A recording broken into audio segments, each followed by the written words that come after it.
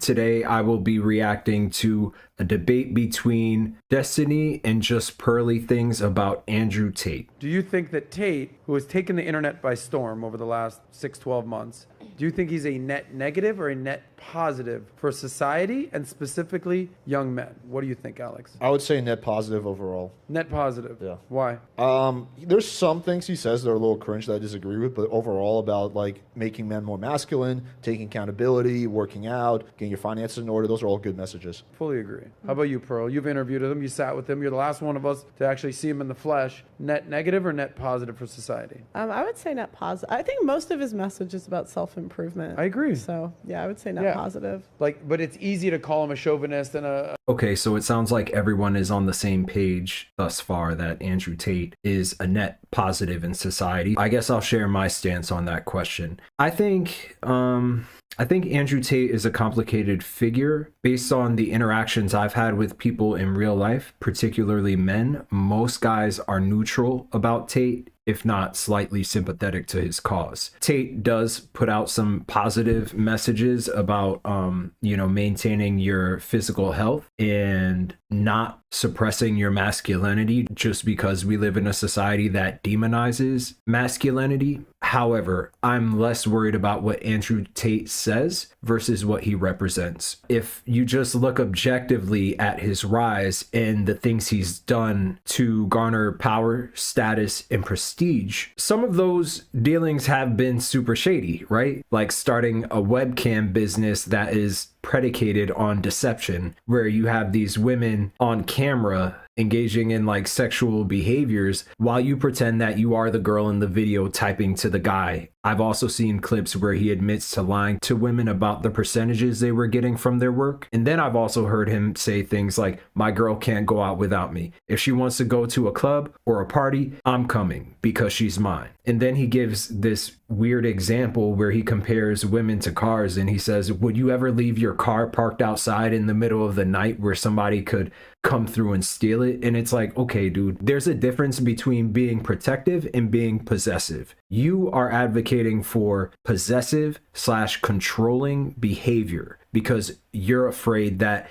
if you leave your girl unattended, another man is going to take her. That is not a positive message that you want to be sending to young boys and men who might have abandonment issues or rejection issues or control issues. So that is my take on Andrew Tate. We are allowing these social media influencers to script our perception of reality, which is something that I always try to push back against, right? You have wisdom within you. You don't always have to go to the guru to have your questions answered. You have the answers. You just got to be honest with yourself about what those answers are and don't let your ego cloud your judgment. Easier said than done. Misogynist, but that's a negative thing these days, is telling men to improve. How about you? Back to you. Do you think he's a net? What do you think? The framing of this is like so off. That's a negative to tell men to improve. Who is saying that? If male self-improvement is predicated on keeping women beneath us at all times, then sure, that is a negative thing if that's your definition of self-improvement. But if it involves taking initiative to manage your mental health, physical health, social well-being, right? Because a lot of guys think we're too cool to have friends and to cultivate communities of support, which is where women kind of outpace us because they understand the importance of cultivating emotional support for each other. But it feels like when we do it, it's on some like toxic anti-woman shit. So that's my thing. If you're going to cultivate a community to build each other up, understand that you don't have to tear somebody else down. Thing these days is telling men to improve. How about you? Back to you. Do you think he's... The way he frames that sentence makes me think he is a complete ideologue. Like he's just going off a script. It doesn't even sound human. He's identified his tribe and he's decided to be loyal to that tribe. Net. What do you think? Net negative or net positive? I say net. Do we need another guide here saying go to the gym, get your finances in order, like be a man? I don't know how much like uniqueness he's offering there that's valid. You have have to admit that he's very unique, bro. Is he really? I mean, like, he is in like the hyper consumerist, like, look at all my fucking cars. One thing I do think is unique about Andrew Tate is his upbringing and the amount of adversity he's had to conquer in order to get to where he is. Granted, the path he chose to conquer that adversity is something that does worry me, because we go back to like the representation thing, right? What message does it send to the youth when you flaunt how you got to where you are by selling drugs, gambling, beating the shit out of people, both in and out of the ring, pimping out women, scamming your customers, and flaunting the fact that you have no regard for the criminal justice system? How does it send a positive message to the youth when you say, this is how I created my wealth, this is how I created my fortune? It sends a message that if you take the path that I took, you will end up exactly where I am. Andrew Tate is correct. If you follow his path to success, you will end up exactly where he is. Jail. I think that's bullshit. I think if he was just, I think if he was Ubering everywhere, the message would be just as powerful. The idea that the average person would take advice from someone who Ubers everywhere rather than the multi-millionaire who rides around in a Bugatti is a fairy tale. It's delusional. That's not how most human beings operate. We are very impressionable creatures that gravitate towards power, status, and prestige. It's something, especially here in the West, that we admire because we live within a capitalist system where one's value is reduced to how much money they have in the bank, or what their personal net worth is, or what kind of car they drive. I don't know. I think that's bullshit. I think if he was just, I think if he was Ubering everywhere, the message would be just as powerful. Probably in 6 months than most people have in their entire career. He has reached people that were never involved in self-improvement. I think if he was Ubering everywhere, the message would be just as powerful. Probably in 6 months than most people have in their entire career. Having an impact is one thing. Having a positive impact is another. I would love to hear them define and describe how Andrew Tate has had a positive impact on men and how that manifests tangibly. And when I say tangibly, I'm referring to empirical evidence, right? What's the empirical evidence that Andrew Tate has had a positive impact on society or even on the lives of young men? One example could be Hustlers University. If it is the case that it has produced millionaires, then that would be evidence. That would be a great example that Andrew Tate has changed people's lives for the better. Reinforcing people's biases and preconceived notions so that they feel better about themselves in the short term does not necessarily mean you're having a positive impact on their lives. Yeah. And you can't I interview deny people the on the impact. Fully street agree. all the time, like young kids, and they're like the biggest Tate fans. Like, I have never seen anyone with that much of a reach. I know that there are a lot of high school boys who are fans of certain messages that he puts forth, but that would truly shock me if there were like 7, 8, 9, 10, 11, 12-year-olds running around singing the praises of Andrew Tate. That would really shock me. Like, yeah, but I mean, I don't know. If my fucking 11-year-old son was a huge Tate fan, that would very fucking scare me. All right, well, then let me flip it on me. you. Yeah. Who do you want your 11-year-old son to admire, and you can't say a video gamer? Can't say a video game. Can't say it. Who do you want your 11-year-old? This goes back to the young destiny of who he was going to look up to. If it's not someone like Tate, who do you want your 11-year-old son looking up to these days? Damn. I would say that probably it would be relevant to whatever career he wanted to go into. He's 11 years old. Who gives a shit about Well, career? yeah, so right now he do you- looks up to like fucking being- movie characters. He likes Spider-Man Okay. and shit like that. So I think Okay. like Marvel superheroes are probably okay for a kid to All look right, up that's to. fair. Sure. So a they're lot not of real, a lot of young kids would say that he's the closest thing to that in real life. A Kickboxer, badass, smart, good with women, driving Bugattis, None of those traits describe a superhero. living in mansions, smoking cigars. Those are not superhero traits. Those are reckless and impulsive behaviors. They say nothing about a man's character, bravery, his willpower to do the right thing, even though the wrong thing is more tempting. You did not just describe a superhero. Cigars will fuck you up and fuck your girl. 5 out of 9 of those things. Like, I don't want my kid fantasizing about Bugattis, mansions, fucking people that fucking girls. Or Yeah, Bugatti is just a means to an end. It means you've made money and so you have a Bugatti. Listen, I have enough money to buy a nice supercar. I'd rather just keep my money in the bank because I'd like Ubering everywhere. That makes no sense. Anyone who has money doesn't boast about how they keep it in the bank. That's actually one of the last things you do when you are generating a lot of income. First, you want to think about how to invest it, because when your money's sitting in a bank, it's collecting dust, which means it's not generating interest, which means every time you spend money, you're losing money. So based on that statement alone, I'm very skeptical that he makes as much money as he wants people to believe. It's a little excessive to have, I've got 19 supercars. It's like, you only really need one. You can't, when you make that the focal point so often, I don't think agree. you can retreat behind the like, oh no, well, I'm just saying this will happen as a result of your wealth. This is like the goal for a lot of people. I agree, but I think a lot of it is that's his caricature. Okay, brother, but that caricature still resonates with people, and it still sends a message. And the message it sends is to chase material things because they represent the peak of success. They represent the peak of happiness. And the counter message that sends is that it's impossible to succeed or be happy if you don't have those things. Then when they realize they can't get the Bugatti or that they can't have 10 different girls on a yacht, they're going to be left in the same place they were before Andrew Tate entered their lives, which is feeling worthless, feeling like they're not good enough. That's his caricature, right? It wouldn't be surprised me Well, it gives if he young did. men something to strive for. I don't think A it's... fucking Bugatti? These people's priorities are warped. Well, why is it wrong? Okay, I grew up in the most, like the comments will always say, like, these are the cheapest rich people I've ever seen. Like, y'all rich, but you look broke. And the comments. Okay, so that's good to know that you grew up in a rich family. Okay, so of course she doesn't see anything wrong with making your life revolve around the empty quest for riches and fame, because that's obviously what she's in it for.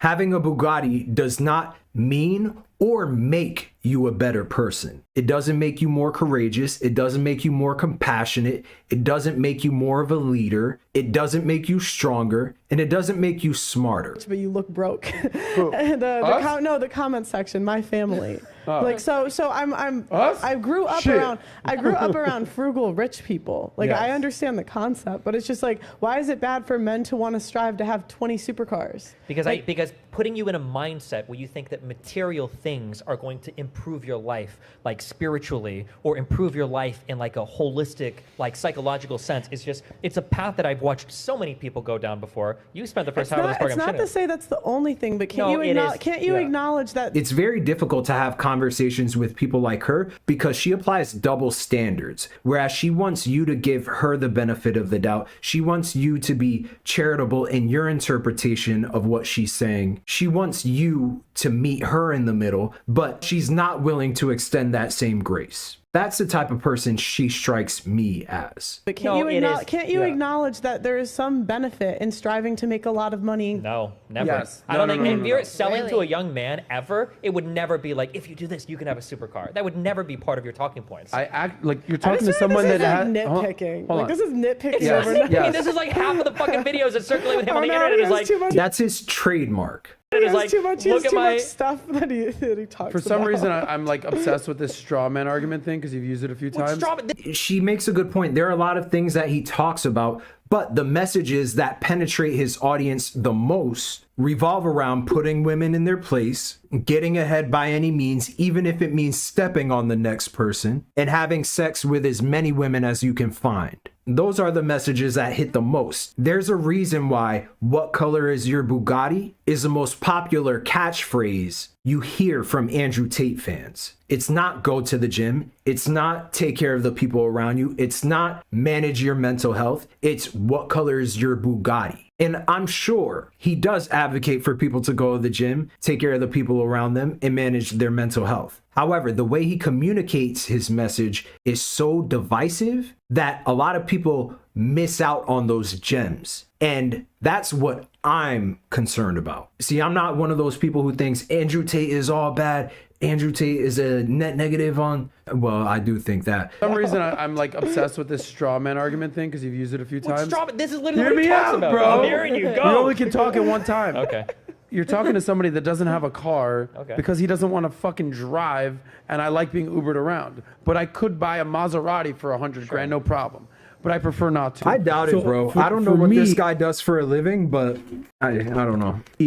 to defend Tate, just understand the fact that I'm not a car guy. The message is not about the Bugatti. The Bugatti is the reward after doing everything he talks about in his message. Yeah, after selling drugs, gambling, pimping out women, going to jail a couple times, and beating the shit out of people on the street. Yep. As soon as you do those things, you'll get your Bugatti. Becoming better, faster, stronger, cooler, wealthier, sexier, healthier, all that, then you can get the Bugatti. But don't get lost in the sauce. You tell me, how healthy is it to smoke cigars? How healthy is it to drink alcohol and promote it on your platform? Fame and get the success.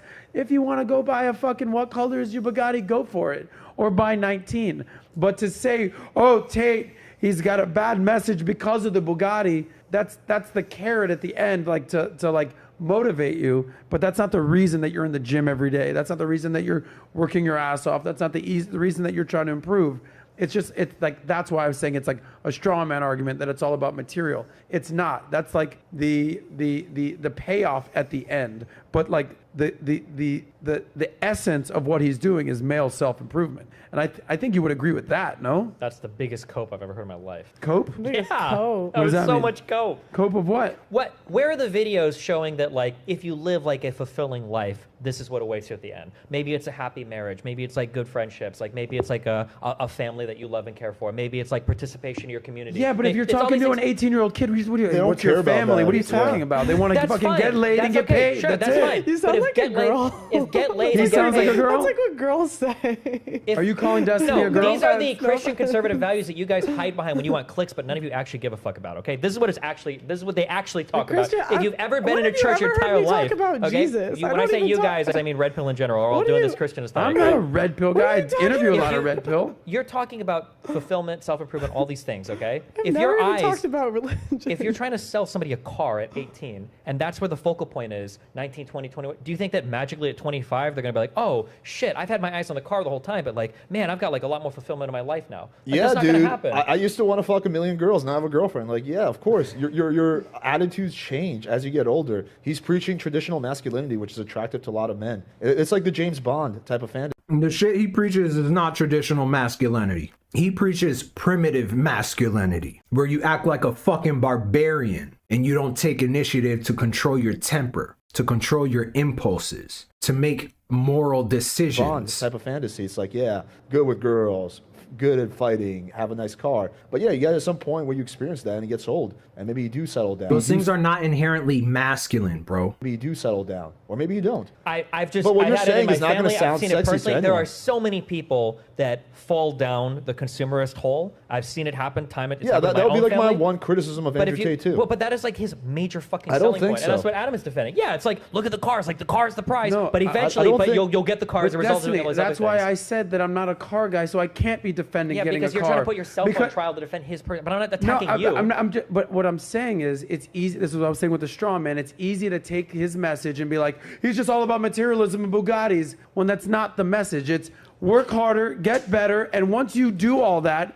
and increase your status, then you can get the car. But bro, you're even admitting that the means to an end is a car. It's not happiness. It's not fulfillment. It's not becoming comfortable in your own skin. You're reinforcing Destiny's point that the end goal for Andrew Tate is to consolidate as many material possessions as he possibly can without giving a fuck about who he hurts in the process. You're focusing on all he talks about is getting a car. Have you ever watched like his full War Room streams? Please don't do this. I hate when people say this shit to me.